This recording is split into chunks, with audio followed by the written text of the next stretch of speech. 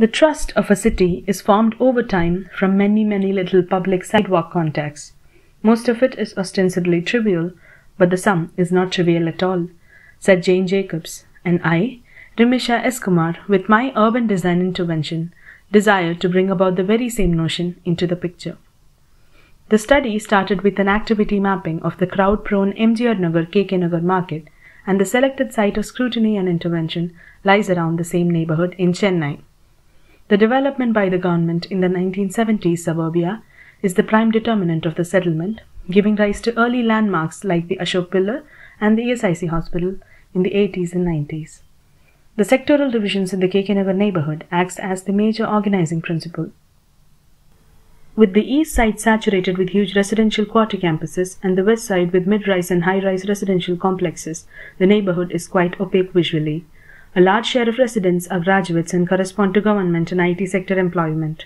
Transportation infrastructures are rather very inclusive here, with wide varieties of accesses like the frequent bus services and CMRL, but fails to tend to the purpose in cases like pedestrianism and cycle tracks, creating bottlenecks in the sectoral streets. Due to a very dense residential nature, the commercial sector is quite recessive, and this tends to overcrowd the feebly available retail spaces. The neighbourhood comparatively has a very high school-to-student ratio, and this has contributed to the emergence of private tuition as an occupation for several qualified homemakers. The neighbourhood is noticed to be blind to the rather green and peaceful surrounding. Sectoral parks of the neighbourhood are left abandoned to antisocial activities, and the misuse of the sectoral and intrasectoral streets leaves them without life in addition to the creation of a congested carriageway. The neighbourhood-level design intervention has its site right next to Shivan Park in the third sector, as this is the activity centre of the neighbourhood, and placing the proposal here will provide maximum accesses and will also distribute the crowd from the park.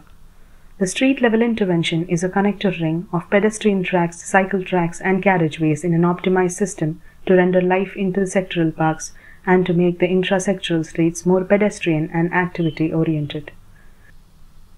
The designs have a unified concept of extrovertedness aimed at maximizing the interactive nature of the community without limiting the usage time, thus creating a 24/7 safe spot for the residents and users.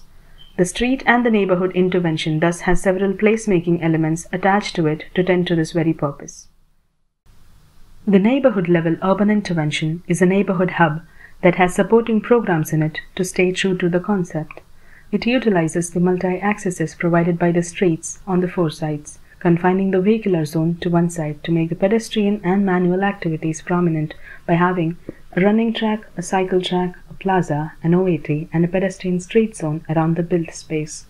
This built space encapsulates a semi-open and closed market, a food court, a co-working space, a community gym, a multi-purpose tuition hall, and a library, all connected by the same level link bridges and the two cores that brings light into the space along with serving the purpose of movement.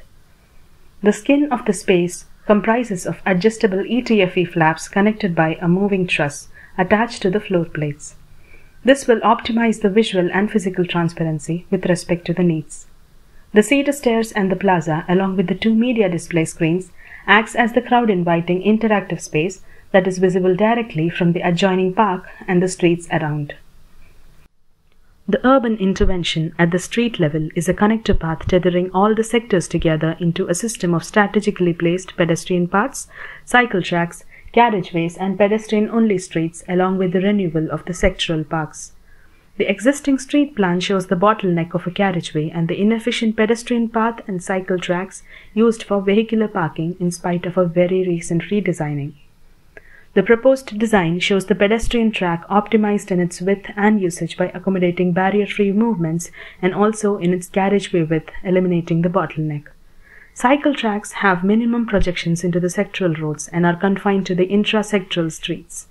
Every sector has a park that is inclusive for all age groups and activity divisions alike, and the adjoining street is designed to be an all-pedestrian activity track with smart cycle stations, marked street vendor spots, and the park pointer islands in the street ensures the legibility of the system. The combined effect of these interventions will bring about a lively and positively extroverted community.